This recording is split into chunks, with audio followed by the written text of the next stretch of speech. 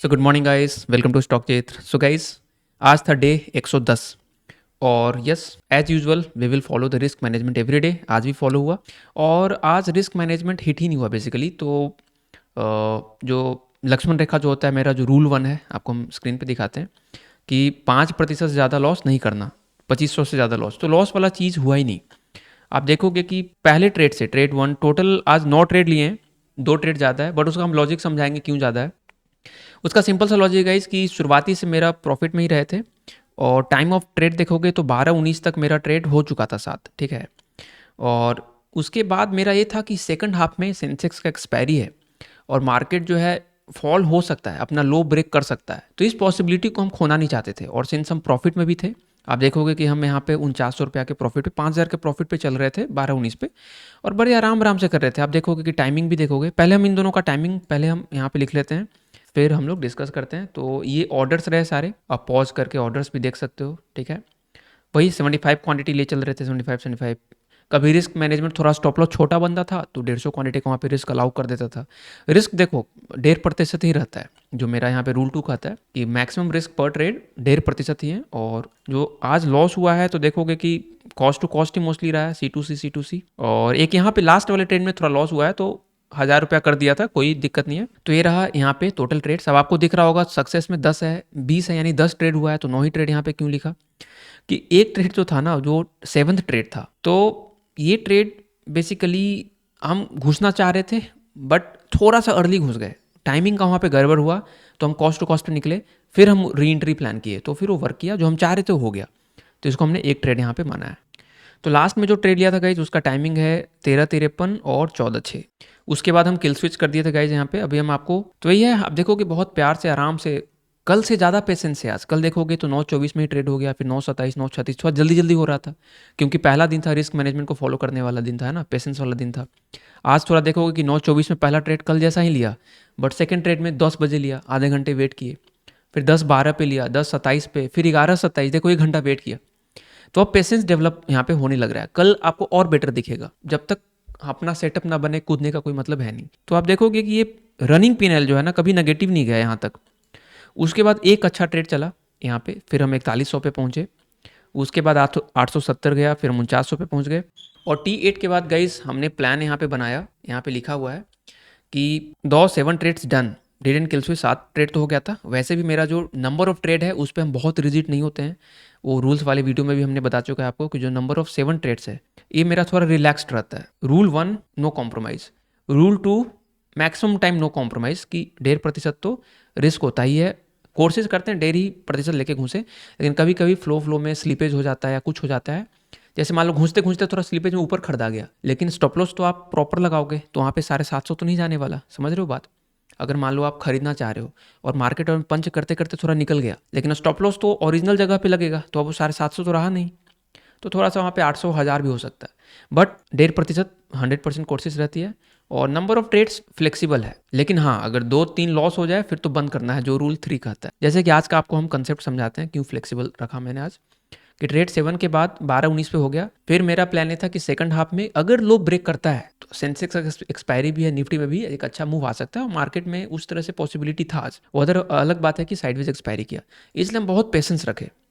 फिर 1:53 पे लिए और वो 1885 जरूर दिख रहा है, बट 6000 तक गया था। तो टाइमिंग सही था, हम आपको चार्ट पे दिखाते हैं। आप देखोगे कि यहाँ पे हम एंट्री बनाए हैं 63 रुपया पे, ठीक है। 63 रुपया पे एंट्री है गाइज, और हम निकल गए हैं 82 रुपया पे। मेरा एग्जिट है यहीं पे, देख रहे हो, यहीं पे निकल गए हैं। और हमको कुछ नहीं करना था, बने रहना था थोड़ा सा, 9-10 पॉइंट के हिसाब से 1000 रुपया, ठीक है। यहाँ पे 100 क्वांटिटी घुसे थे हम, यहाँ पे दिख रहा होगा आपको 100 क्वांटिटी। तो ये 1000 रुपया का यहाँ पे स्टॉप लॉस हो जाता। उसके बाद आराम से यहाँ देखो कितना गया, 81 पॉइंट, यहाँ पे 8000 तक गया था।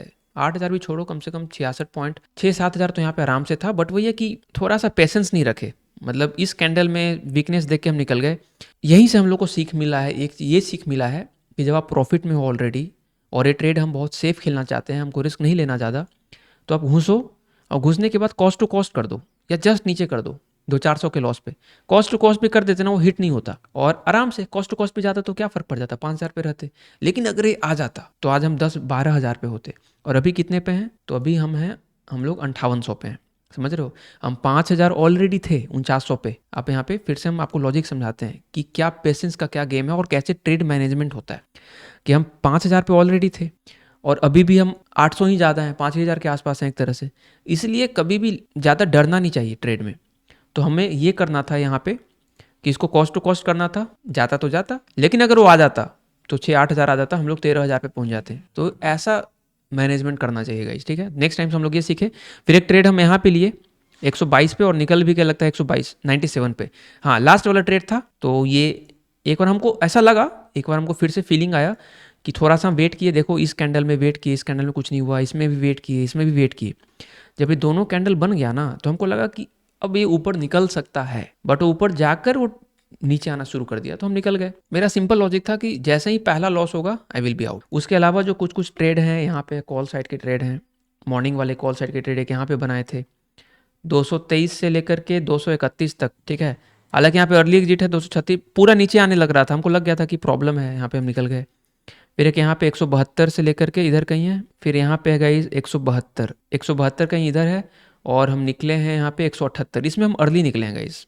देखो आपको दिखाते हैं क्या मिस्टेक होता है, ये देखो। सो यहाँ पे हम ट्रेड में लिखे भी थे इनफैक्ट कि ट्रेलिंग सिस्टम नॉट फॉलोड, और यहाँ पे लिखे it went up so well, could have just TSL to cost inverted. यहाँ पे भी 1:5 हमको मिल रहा था, लेकिन हम कितना बनाए 400 रुपया। तो ये सब मिस्टेक से आपको सीखना पड़ेगा। देख रहे हो मेरा एनालिसिस ठीक था, एनालिसिस ठीक हो या गलत हो फर्क नहीं पड़ता, हमने ट्रेड ले लिया। और जब हमने ट्रेड ले लिया और मेरे मान लो स्टॉप लॉस कहीं इधर हमने रख दिया 6-7 पॉइंट का, ठीक है, यहाँ पे 7 पॉइंट 8 पॉइंट जो भी हो, 75 क्वांटिटी ही लिए होंगे हम आई गेस, यस 75 क्वांटिटी बोले तो 10 पॉइंट का स्टॉप लॉस बनता है, तो मेरा 750 1.5% चला जाता है। तो ये मेरा स्टॉप लॉस रहा, यहाँ से ऊपर जाने लगा। तो भाई जल्दीबाजी किस बात की थी, हमको स्टॉप लॉस को यहाँ पे कर देना था, इसको जाने देते। देखो 1:4 1:5 तक ये जा रहा है। तो ये सब ट्रेड मैनेजमेंट है। हम पहले ही अगर ये मान लेंगे कि ट्रेड नहीं चलेगा तो घुसे ही क्यों, और जब अगर घुसे हैं तो कॉस्ट टू कॉस्ट करके सेफ हो जाओ, सेफ होने के बाद चलने दो। तो 1:4 यहाँ मिलता, 2-3 हज़ार तो यहीं बन जाता। तो यहाँ से सीखने को बहुत कुछ मिला। फिर यहाँ पे एक एंट्री बनाई गई, यहाँ पे एक 194 से 195 ये नहीं चल पाया जो हम प्लान कर रहे थे। फिर थोड़ी देर बाद एक रेड कैंडल बनाया, फिर ये जाना शुरू किया, तो हम फिर एक स्कैल्प निकाले 199 से और निकल गए हैं 215, टॉप पे निकले हैं 199 से, मतलब 15 पॉइंट यहाँ पे निकाले। तो ये ट्रेड अच्छा गया। उसके बाद इसमें कोई ट्रेडिंग नहीं है, और उसके बाद कुछ पुट में ट्रेडिंग है यहाँ पे। तो पुट में वही है, कॉस्ट टू कॉस्ट चला नहीं होगा, क्योंकि हम प्लान कर रहे थे यहाँ से ऊपर निकलेगा, बट वो निकला नहीं होगा। यहाँ पे भी कुछ 1-2 ट्राई किया कॉस्ट टू कॉस्ट, इसलिए maximum trade cost to cost 122 से 122 पे ही रह गया, फिर 126 से 132, मतलब जो हम सोच रहे थे वैसा कुछ हुआ नहीं यहाँ पे, ठीक है। तो ये रहा आज का पोजीशन गाइस, और ये रहा ऑर्डर्स, हम लोग देख ही चुके हैं। मनी वाइज हम लोग देखेंगे तो 39,640 पे हम लोग कल आ गए थे, जो कि यहाँ पे लिख भी दिया था 39,640, और 58-57 बना है। कल जो भी होगा डेक्स 11 का ओपनिंग बैलेंस यहाँ पे आ जाएगा। मेरे हिसाब से 500 रुपया तो मिनिमम, 5,000 तो मिनिमम आना चाहिए, तो 44,000 के आसपास यहाँ पे आ जाएगा, ठीक है। और हम लोग कमिटमेंट वाले को ग्रीन करना शुरू करते हैं गाइज, बिकॉज यही हमें याद दिलाएगा कि रूल्स को फॉलो करना है, रिस्क को फॉलो करना है। नो बिग लॉस, अब से कोई बिग लॉस नहीं, और ऑलवेज फॉलोइंग द रूल्स। जो भी 1.5% का रूल 1 तो always, rule 2 1.5% always, rule 3 can be relaxed now and then depending upon the situation, but not in loss. जब आप ऑलरेडी 2-3 लॉस कर चुके हो तो नहीं रूल 3 एक्सटेंड कर सकते हो। जब सारे प्रॉफिट में हो या cost to cost, then you can extend in second half, जो मेरा अभी प्लान है। तो गाइज 109 वाले दिन भी हम लोग ग्रीन में कर देते हैं, 110 वाला दिन भी हम लोग ग्रीन कर देते हैं। तो दोनों दिन रिस्क मैनेजमेंट को फॉलो किया गया, अब आगे भी हम लोग इसको कंटिन्यू करेंगे। और मार्केट में गाइज पूरा ही साइडवेज रहा मार्केट आज। और अगर हम लोग डेली चार्ट देखें तो डेली चार्ट में वही है, आपको यहाँ पे देखिएगा कि छोटा सा कैंडल बनाया है, और कभी भी इसका लो ब्रेक हो सकता है एनी टाइम। तो आज FII ने भी सेल किया है 1500 करोड़ के आसपास, और DII इक्वली बाई किए हैं। तो बहुत ही दिख रहा है, वीकनेस तो है ही यहाँ पे, ऊपर से प्रेशर भी आया छोटा सा, तो बहुत छोटा कैंडल है, लोअर लेवल पे है, 50-500 के नीचे है बैंक निफ्टी में। और ये आप देखोगे कि 23,800 से स्ट्रगल करके 23,700 के आसपास क्लोज हुआ है। तो कभी भी 23,600 ब्रेक करते ही गाइज ये नीचे आ जाना चाहिए आराम से 23,300 तक। तो इसमें 300 पॉइंट कहीं नहीं गया हुआ, और जो भी होगा हम लोग live market, we are intraday traders, तो हम लोग एनालिसिस, तो हम लोग का लाइव मार्केट में ही फोकस होता है। तो आप भी अपना फोकस करना, अपना स्ट्रेटजी बनाना वहाँ पे, जैसा भी आप ट्रेड करते हो, don't be dependent on others, ठीक है। कि अपना खुद बाई करना है, खुद सेल करना है। बाई सेल का सिग्नल किसी और से लोगे तो आप डिपेंडेंट होने लग जाओगे, तो उसका ध्यान रखना। I don't want anyone to become dependent. हाँ, आप डिपेंडेंट रहो कि रूल्स कैसे फॉलो करें, डिसिप्लिन कैसे होएं, एनालिसिस सीख सकते हो, बट बाई सेल कॉल्स मांगना, that is not good. So guys, stock market का यहीं पे कंप्लीट होता है एनालिसिस। तो कल जो हम घूमने गए थे गाइस गुरुद्वारा, तो उसके बारे में थोड़ा सा स्टडी करा था। एक ऑफ टॉपिक है, अगर इंटरेस्ट हो तो आप देख सकते हो। तो बेसिकली पंज तख्त का कंसेप्ट होता है गाइस। वहाँ पे मेन जो है ना, सिख में 5 तख्त बहुत इंपॉर्टेंट है। मेन 5 तख्त ही हैं, जैसे यहाँ पे दिख पा रहा होगा। 3 तो पंजाब में है, Akal Takht, Kesgarh Sahib and Damdama Sahib. Location of the 5 Takht of Sikhism in India, ये यहाँ पे दिख पा रहा होगा पिक्चर में। और पटना साहिब में हम कल गए थे, तो हमको नहीं पता था कि ये it is one of the Takht. हमको लगता था कि गुरुद्वारा होगा, बट इतना पता था कि गुरु गोविंद सिंह जी का जन्म यहाँ पे हुआ है, वो रहे भी हैं, बचपन में यहाँ पे बीता है उनका, तो स्पेशल तो है। But it is one of the 5 तख्त, तो बहुत अच्छा लगा सुन के। और तख्त बेसिकली होता है थ्रोन और सीट ऑफ अथॉरिटी, मतलब एक रेस्ट प्लेस, ठीक है। तो टोटल 5 तख्त है और 5 गुरुद्वारा के अंदर में ही तख्त होता है, ठीक है। इस तरह से यहाँ पे लिखा हुआ है। और ये आप गोल्डन टेम्पल का देख पा रहे होगे, तो ये जो है ना, ये हरमंदिर साहिब है। और अकाल तख्त जो है, जो मेन तख्त है, ठीक है, वो यहाँ पे है। ऐसा नहीं है कि इसके अंदर है। बहुत लोग ये सोचते हैं कि ये जो पौंड में जो यहाँ पे सरोवर जो है, इसके बीच में जो हरमंदिर साहिब है, इसमें तख्त होगा, नहीं। ये स्पिरिचुअल एंगल के लिए है। और यहाँ पे अकाल तख्त यहाँ पे है साइड में। तो यहाँ पे लिखा भी है कि वाइल द हरमंदिर साहिब और golden temple represent 6 spiritual guidance. ये हरमंदिर साहिब या जो गोल्डन टेम्पल जो यहाँ बीच में है, the Akal Takht symbolizes the dispensing of justice and temporal activity. Main जो है तख्त यहाँ पे है। उसके बाद पटना साहिब यहाँ पे आ गया, ठीक है। गुरु नानक जी भी यहाँ पे विजिट किए थे, गुरु तेज बहादुर भी यहाँ पे आए बहुत अलग अलग समय में। फिर एक महाराष्ट्र में है तख्त श्री हजूर साहिब। और एक ये भी पॉइंट इंपॉर्टेंट है कि हर गुरुद्वारा में there is a Darbar Sahib, जहाँ पे गुरु ग्रंथ साहिब जो है एक तख्त पे रखा होता है, एलिवेटेड थ्रोन पे, इन अ प्रोमिनेंट सेंट्रल पोजीशन। और वहाँ पे जो भी उनके बानी होती है, वो बहुत ट्रेंड आर्टिस्ट जो होते हैं वहाँ पे अपना भजन वहाँ पे करते हैं। और हर गुरुद्वारा में एक लंगर हॉल होता ही है। तो यही सब चीज़ें हैं मेन। और अगर एक और चीज़ डिस्कस कर लेते हैं, 7 जनवरी का ही न्यूज़ था मिंट में कि पावर सेक्टर और ट्रांसमिशन लाइन से रिलेटेड था। तो थोड़ा थोड़ा नॉलेज भी हम लोग इकट्ठा करते जाते हैं। तो आपको हम स्क्रीन पे चलते हैं। तो ये 7 जनवरी का न्यूज़ था कि India is asking states to attract more private capital to accelerate the expansion of its power transmission network. तो पावर ट्रांसमिशन नेटवर्क, ठीक है, उसको उसमें खर्च करना है 9.2 ट्रिलियन 2032 तक, ताकि ज़्यादा से ज़्यादा ट्रांसमिशन लाइन्स वहाँ पे बिछाया जा सके और प्राइवेट प्लेयर को इन्वॉल्व करना है इसमें। और third of the investment needs to be spend into regional networks where the grid is control mostly by state run firms. तो स्टेट वाले जो फर्म्स हैं वही मोस्टली हैं, और 1/3 जो है यानी कि 3 ट्रिलियन के आसपास वो रीजनल नेटवर्क्स में होगा। तो कई जो पावर ट्रांसमिशन वाले कंपनीज है वो यहाँ पे इंपॉर्टेंट हो जाएंगे आने वाले समय में। तो उनके चार्ट्स वगैरह स्टडी आप कर सकते हो, जैसे कि CG power and industrial solutions, ये बहुत कुछ बनाती है, आप देख लेना यहाँ पे।